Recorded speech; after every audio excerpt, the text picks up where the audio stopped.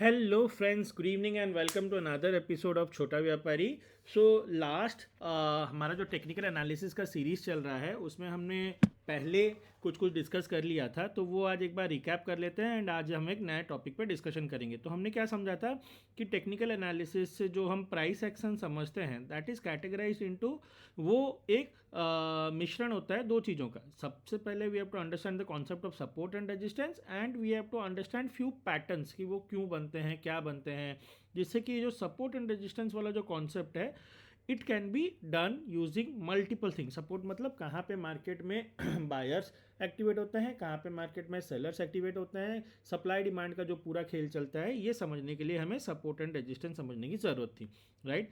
ये price action के दो इंपॉर्टेंट पहलू होते हैं। Apart from this there are two other things, one is Wyckoff's theory and one is Dow theory. ये सबको जब हम मिला देते हैं तो एक अच्छा खासा प्राइस एक्शन हमारे लिए हमारे दिमाग में समझ में आ जाता है, या अच्छा खासा टेक्निकल एनालिसिस हमारा कवर हो जाता है, right. So support and resistance आप ट्रेंड लाइन से भी जान सकते हैं, इंडिकेटर से भी जान सकते हैं, फिबोनाची से भी जान सकते हैं, बहुत सारी चीज़ों से जान सकते हैं, बट हम कुछ कुछ मेजर चीज़ें कवर करेंगे। हम सारी चीज़ें नहीं कवर करेंगे, जिसमें से ट्रेंड लाइन्स हमने पुराने वीडियो में कवर कर दिया है, जहाँ पे मैं एक स्टूडेंट को पढ़ा रहा था, वो मैंने वीडियो डाला हुआ है, उसका लिंक मैं डिस्क्रिप्शन बॉक्स में या फिर उसका लिंक मैं यहाँ पे आई वाले में डाल दूंगा, आप चाहो तो वो देख सकते हो। Today we are going to cover a very important aspect of technical analysis which is called as moving averages। वो क्या होता है, उसका प्रोज एंड कॉन्स क्या होता है, वो किस लिए होता है, कैसे होता है, ये सारी चीज़ें आज हम डिटेल में डिस्कस करने वाले हैं। अगर टाइम बचा तो हम बॉलिंजर बैंड डिस्कस करेंगे, अगर टाइम नहीं बचा तो इसका मैं एक सेपरेट वीडियो बनाऊंगा, इसका एक सेपरेट वीडियो बनाऊंगा। Now why all this things is required? Now very important to understand something called as a region of confluence. ये समझना इसलिए ज़रूरी है क्योंकि ये वो रीज़न है जिसमें हमारे पास हाईएस्ट प्रोबेबिलिटी होता है हमारे जो ट्रेड्स हम लेने जा रहे हैं वो सही हों। ये सारी चीज़ें इसलिए हम समझते हैं। ये हम लास्ट वीडियो में डिस्कस करेंगे of technical analysis in the last video. So bear with us. So let us move to what is a moving average and ये कितने तरीके का होता है, इसका क्या होता है, सारे नोट्स हम आज एक एक करके बनाएंगे। Okay, so before moving into moving average let me take you to class 9 और 10th केमिस्ट्री, जहाँ पे if you remember there was something called as a Bohr's model.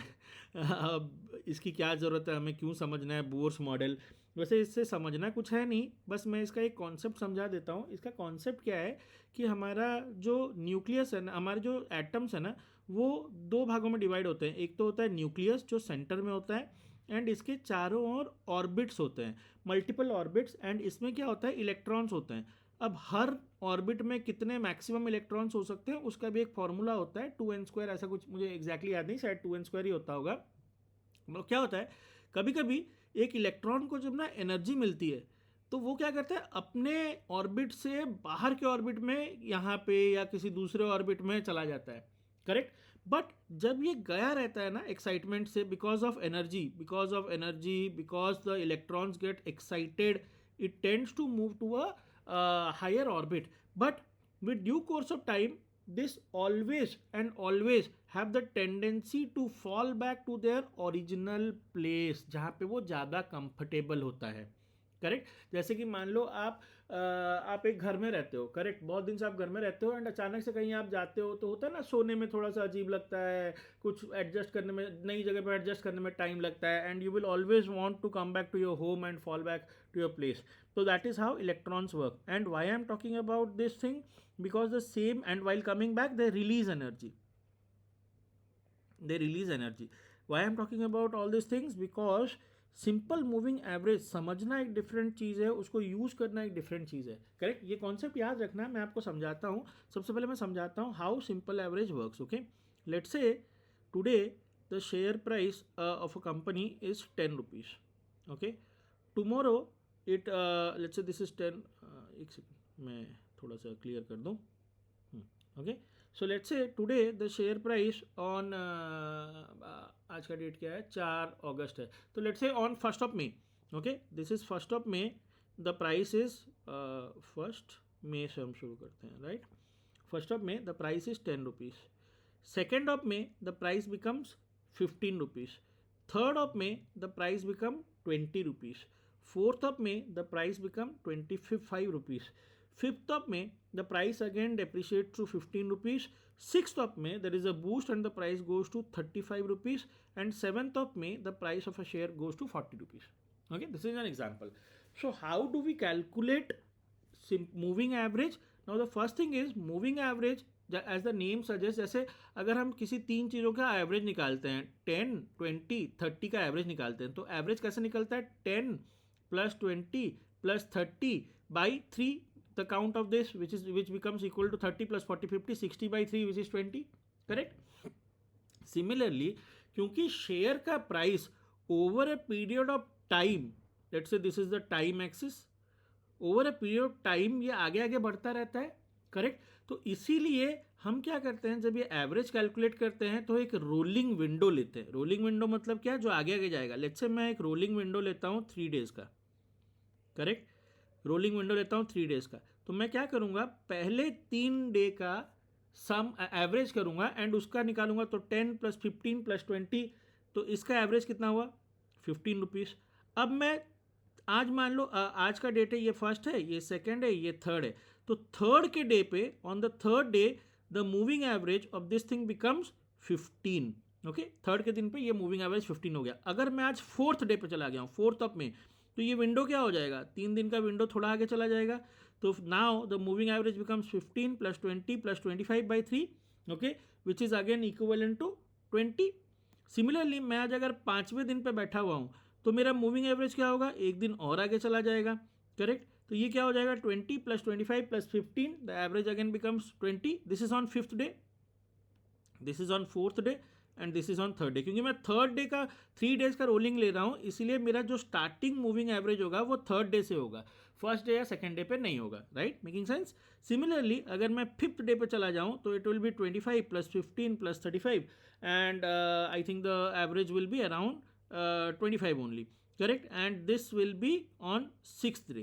Similarly, on the 7th day the average will be 15 + 35 + 40, which is equivalent to 45 + 75 + 15 is 90 by 3 is 30. Okay, so these are the moving averages, correct? अगर मैं इनको जानना क्यों ज़रूरी है, मैं अब आपको आगे समझाता हूँ. ये टाइम पीरियड जो है ये कितना होना चाहिए, कैसे होना चाहिए, मैं आगे समझाता हूँ. I am just showing you the calculation of a moving average. First of all I hope कि ये मूविंग एवरेज समझ में आ गया होगा. अगर मैं इसको ये अगर समझ में आ गया तो इसका स्क्रीनशॉट ले लो. Okay, so let me just draw another chart for you. So जैसा कि ये था फर्स्ट में, ये सेकंड, ये थर्ड, ये फोर्थ, ये फिफ्थ, ये सिक्स्थ और ये 7th में, correct? And let's say the price is 10 over here, 20 over here, 30 over here and 40 over here, correct? तो पहला दिन आपको याद होगा प्राइस, और ये प्राइस बोल रहा हूँ ये मैं क्लोजिंग प्राइस बोल रहा हूँ. इसको आप ओपनिंग में भी ले सकते हो, मिड में भी, एवरेज में भी ले सकते हो, but most of the time in share market and lot of traders have the belief that closing जो प्राइस होती है ना, that is God's price. That means वो सबसे ज़्यादा इंपॉर्टेंट होता है कि एक शेयर एक दिन के अंदर कहाँ पे क्लोज हुआ. तो ये हम closing price, that means price भले ही सुबह 8 रुपया हो, बीच में 11 रुपया हो गया हो, लेकिन ओपन हुआ हो लेट से 10 रुपये पे, लेकिन क्लोज हुआ somewhere around, what I mean to say is, let say एक शेयर ओपन हुआ 8 रुपये में, ठीक है, एंड यहाँ पे 9 रुपया उसका ओपनिंग प्राइस था, 8 रुपये तक गया, ऊपर में वो 11 रुपये तक गया, लेकिन क्लोज हुआ 10 रुपये में. तो 10 becomes our closing price, correct? This is 8, this is 9, this is 10, this is the high is the 11, correct? तो यहाँ पे क्या होता है, पहले दिन उसका प्राइस 10 रुपये था, दूसरे दिन अगर याद होगा उसका प्राइस 15 रुपये था, तीसरे दिन उसका प्राइस 20 रुपया था, correct? Let's say this is 20 and this is somewhere around 15. Let me just so let's say this is just a second, yeah, so let's say this is 15.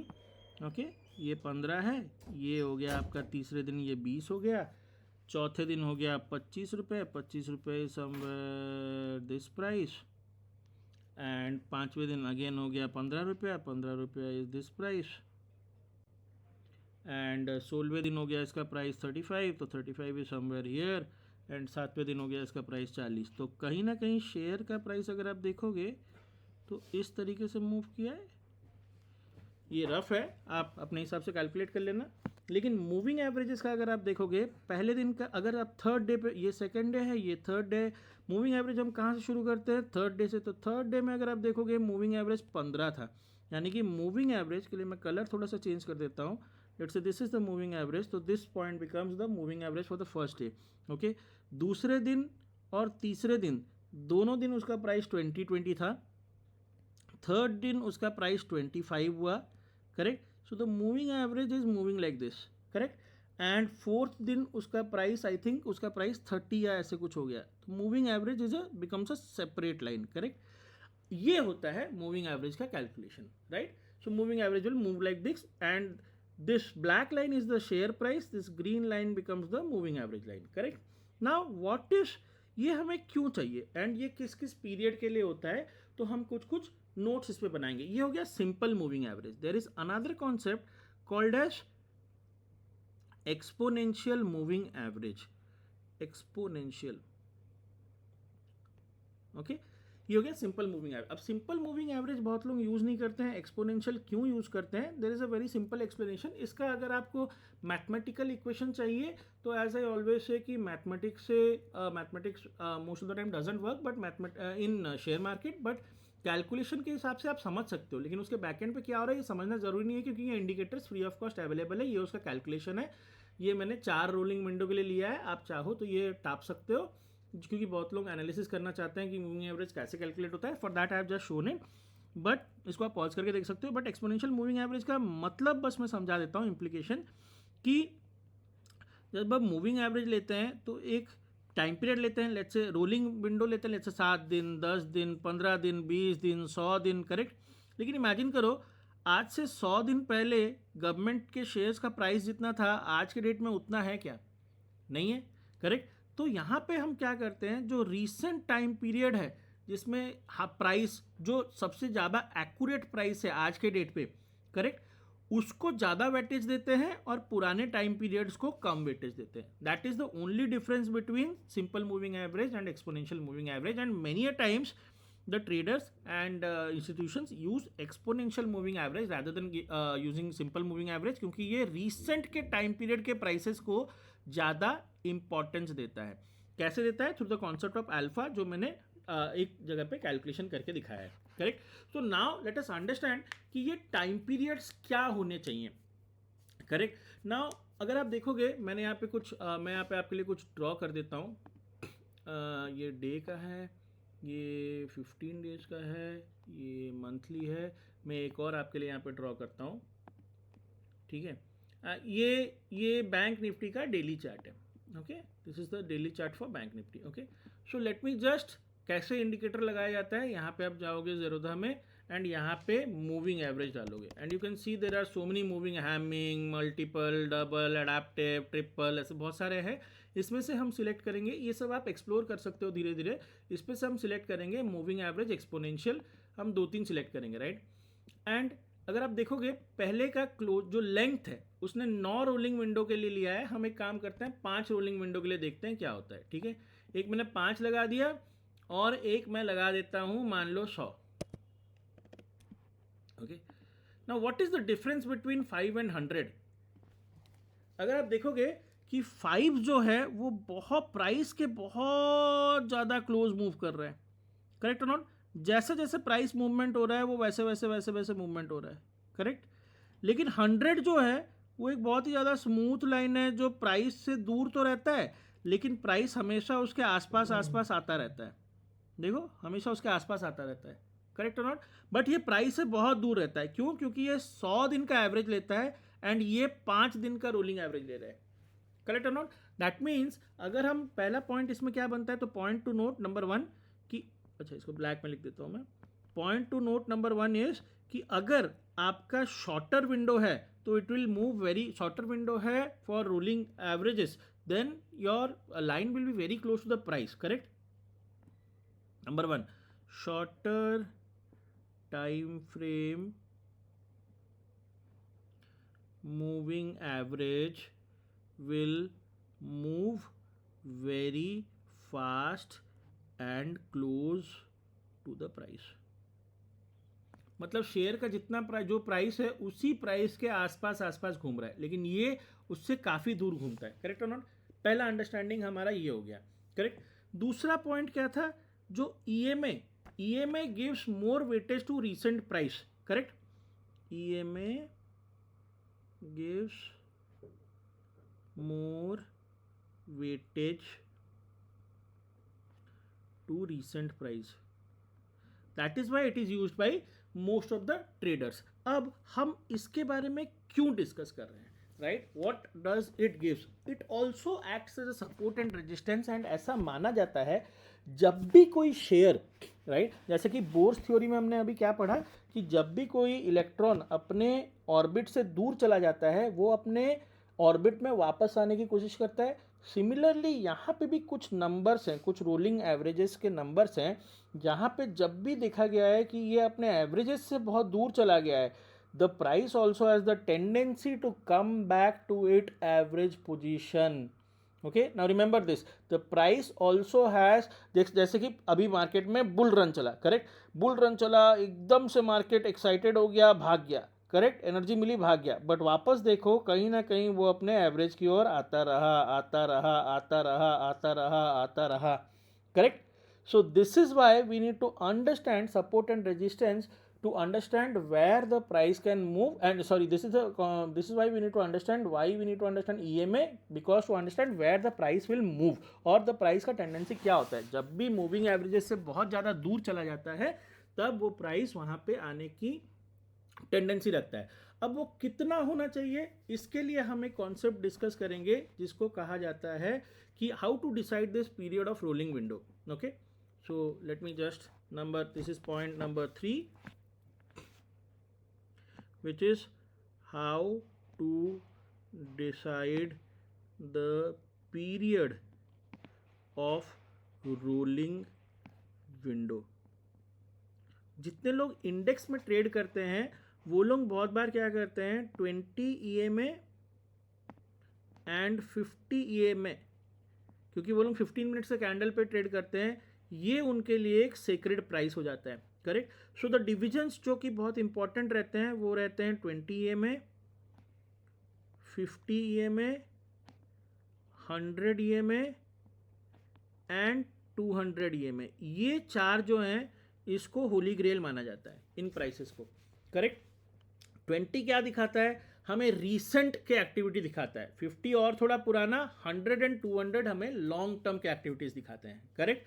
तो याद रखो कि इनफैक्ट मैं तो हमेशा मना करता हूँ कि इंडेक्स में ट्रेड मत करो. तो जो लोग ट्रेड करते हैं वो ये देख सकते हैं, लेकिन जो लोग ट्रेड नहीं करते हैं एंड जो लोग थोड़े लॉन्ग होराइजन रखते हैं, राइट, वो इंडेक्स में ट्रेड नहीं करते हैं, जो लोग थोड़ा लॉन्ग होराइजन रखते हैं उनके लिए ये 3 बड़ा इंपॉर्टेंट होता है. कभी कभी लोग इसको यूज़ करते हैं, कभी कभी इसमें फिबोनाची के सीरीज़ के कंपोनेंट्स को यूज़ कर लेते हैं to make it more robust. वो मैं समझाता हूँ, वो फिबोनाची अगली बार समझाऊंगा, लेकिन जस्ट बता देता हूँ फिबोनाची सीरीज़ क्या होता है. वो शुरू होता है 0 1 1, क्योंकि वो अपने प्रीवियस नंबर के साथ ऐड करके तीसरा नंबर बनाते हैं. तो 1 + 0 becomes 1, similarly 1 + 1 becomes 2, 2 + 1 becomes 3, 3 + 2 becomes 5 and so on so fourth. Right. तो इसका अगर आप नंबर देखोगे इस नंबर सीरीज में 5 + 3 becomes 8, 8 + 5 becomes 13, 13 + 8 becomes 21. This becomes a replica of 20 EMA. बहुत लोग ये 21 EMA यूज़ करते हैं. Similarly 21 + 13 is equal to 34, 34 + 55 21 is 55. तो this becomes a replica of या फिर सूडो फॉर 50 EMA एंड बहुत लोग ये यूज़ करते हैं. तो शॉर्ट टर्म के लिए बहुत लोग 21 और 55 का भी कभी कभी यूज़ कर लेते हैं. राइट. बहुत लोग होते हैं, अगर आप यहाँ पे ऐड नॉर्मली अगर आप इंडिकेटर ऐड करोगे तो वो 9 डेज़ का भी दिखाता है, 5 डेज़ का भी EMA होता है. हर EMA का अलग अलग अंडरस्टैंडिंग होता है. But we will mostly focus on point number 4, which is called as a golden crossover and death crossover. याद रखो, जब भी शॉर्टर टाइम फ्रेम का EMA एक लॉन्गर टाइम फ्रेम को EMA को नीचे से ऊपर की ओर क्रॉस कर रहा है, then the market turns bullish. लेकिन जब एक शॉर्टर टर्म पीरियड का ईएमए एक लॉन्गर टर्म पीरियड के ईएमए को ऊपर से नीचे की ओर क्रॉस कर रहा है, then the market become bearish. Right, समझ में आया? Okay, now very good thing is longer the horizon, better decision making you can do using these indicator, because these are lagging indicator. ये पुराने prices को लेते हैं, ये leading indicator तो है नहीं, ये हमें पुराने prices के बेस पे कुछ हमें समझाते हैं. करेक्ट, तो ये हम एक बार ये हम समझाता हूँ क्या हूँ. ये गोल्डन क्रॉसओवर क्या होता है. मान लो एक 20 डेज का ये मान लो this is a 200 days EMA. Okay, ये 200 डेज का ईएमए, इसको कभी कभी डेमा भी बोला जाता है न्यूज़ चैनल्स में, डेली एक्सपोनेंशियल मूविंग एवरेज. तो ये सब टर्म से आप कंफ्यूज मत हो जाना. Okay, and this is the 50 days moving average, 50 डेमा. जब भी ये इसको इस तरीके से क्रॉस करता है, इसको बोला जाता है गोल्डन क्रॉसओवर. क्यों? दैट मीन्स अगर shorter time period is moving higher, इसका मतलब क्या है, प्राइस भी धीरे धीरे धीरे धीरे ऊपर की ओर जाएगा. This is a sign of bullishness. But this is the sign of, जिसके लिए हम पॉइंट नंबर 5 भी डिस्कस करेंगे. This is a sign of bullishness only in a trending market. Trending market, not in a sideways market. मैं वो भी example आपको समझाऊंगा. करेक्ट, तो जब भी एक छोटा ईएमए एक बड़े ईएमए को क्रॉस करता है नीचे से ऊपर की ओर, इसको कहते हैं golden crossover. That means the market have become slightly bullish. Correct. Similarly अगर मान लो ये 200 डेज मूविंग एवरेज है एंड ये 50 डेज का मूविंग एवरेज ने इसको ऊपर से नीचे की ओर क्रॉस किया है. ठीक है, ठीक है. तो this point is called as death crossover. इसका मतलब क्या है, मार्केट अभी शॉर्ट टर्म बियरिश हो गया. बट क्या ये हमेशा के लिए? नहीं. यूजुअली क्या होता है, ये जो दोनों चीजें होती हैं, so this is point number 5, the behaviour of moving averages in a sideways market and in trending market. बहुत बार ऐसा होगा कि in a sideways market what will happen, these will keep on overlapping each other. For example, let's say this is 200 EMA is moving like this, somewhere like this, and 50 EMA on a sideways market will keep on crossing it like this, like this, like ये ऐसे ऐसे चलता रहेगा. Multiple times ऊपर नीचे होता रहेगा and आप डिसीजन नहीं ले पाओगे उस वक्त. करेक्ट.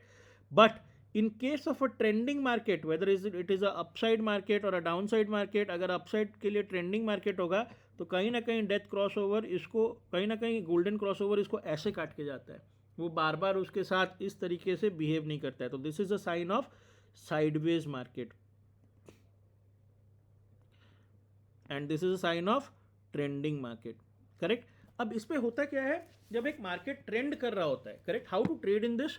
जब एक मार्केट ट्रेंड कर रहा होता है तो लेट्स से ये दोनों हो गए and this is the price is moving like this. ये प्राइस के कैंडल्स है. करेक्ट. तो बहुत बार क्या होता है, प्राइस के कैंडल्स रेड हो या ग्रीन हो, ऐसे कुछ कुछ होगा. बहुत बार क्या होता है, ये आके 200 डेज मूविंग एवरेज पे सपोर्ट लेता है. जब ये 50 को क्रॉस करता है, ऐसा मानना है कि जब ये गैप बड़ा हो जाता है. करेक्ट.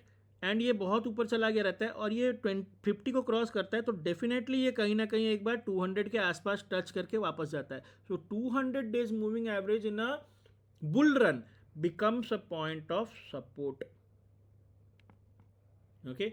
एंड जब भी ये ऐसे नीचे की ओर चला जाता है, ये हो गया अपसाइड मार्केट में, एंड जब भी ये नीचे की ओर चला, late me just clean this. जब भी लेट से ये मान लो ये 200 डेज मूविंग एवरेज है एंड ये हो गया आपका 50 डेज मूविंग एवरेज ने ऐसे क्रॉस कर गया इसको बियरिश मार्केट में, and these are the price lines. ये जितने भी नीचे चले जाएं एंड एट द टाइम जब ये क्रॉस करते हैं 50 डेज मूविंग एवरेज को, तो ये जो 200 डेज मूविंग एवरेज होता है ना, ये इनके लिए उस वक्त रेजिस्टेंस के तौर पे काम करता है.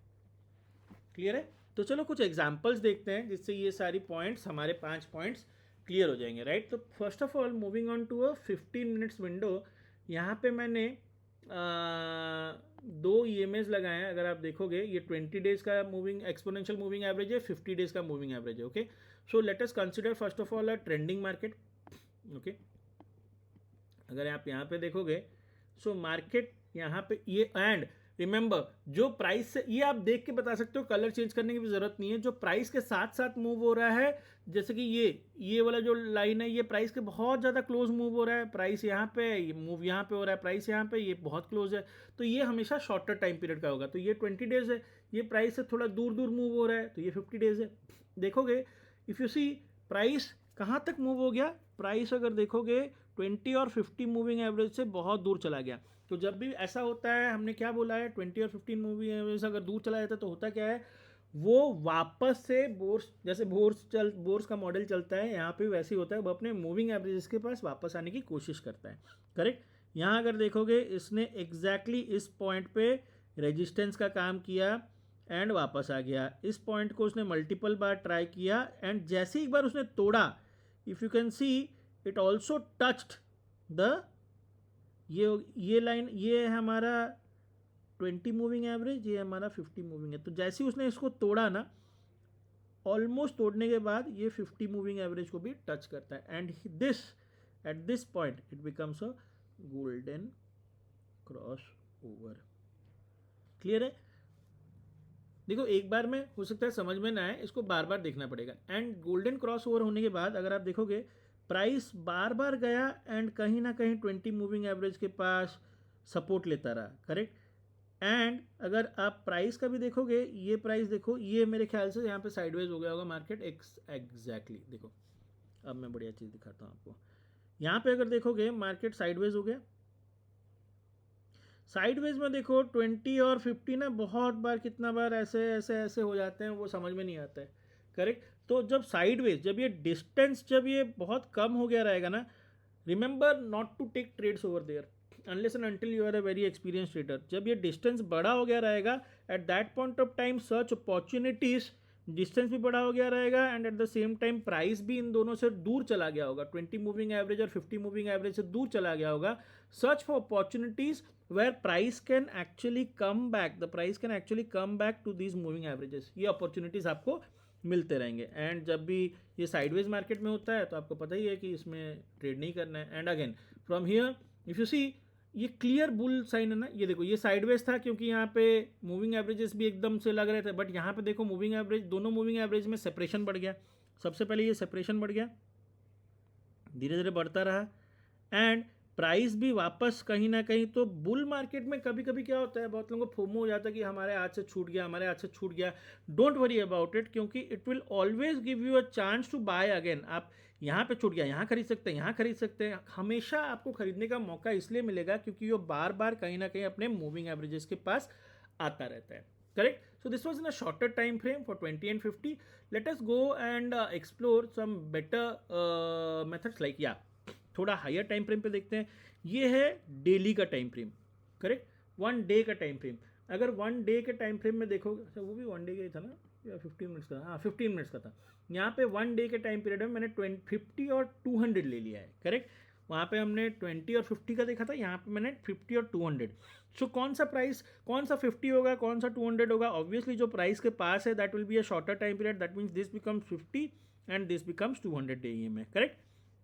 अगर आप देखोगे ये प्राइस जो है ना बहुत दूर चला गया था, 20 से भी, 50 से भी और 200 से भी, इसीलिए वो प्राइस क्या किया, देखो बार बार वापस आने की कोशिश किया। Can you see? एंड जैसे ही उसने इसको तोड़ा, कहीं ना कहीं उसने 50 को वापस से छुआ, 200 को वापस से छुआ and the same thing continue. यहाँ पे अगर देखोगे this point on a daily time frame is golden cross over. Correct. तो यहाँ से मार्केट फिर बुलिश होना शुरू हो गया। जैसे ही बुलिश हुआ, अगर आपके हाथ से छूट भी गया तो सी मल्टीपल टाइम से यहाँ पे आके सपोर्ट लेता है एंड आपको चांस देता है। करेक्ट और नॉट? तो इसमें डरने की जरूरत नहीं है। मैं यूजुअली क्या करता हूँ, how do I trade, I don't go with these things, I go on a monthly level.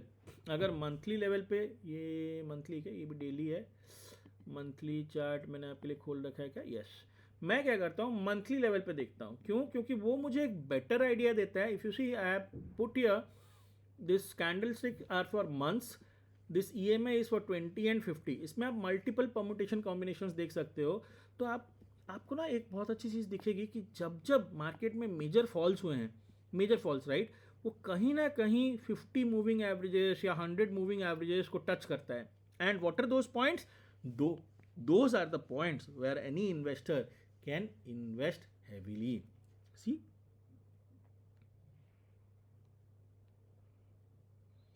ये जब बहुत दूर चला गया था, what is the tendency of market? It always comes back to the point the moving averages, correct?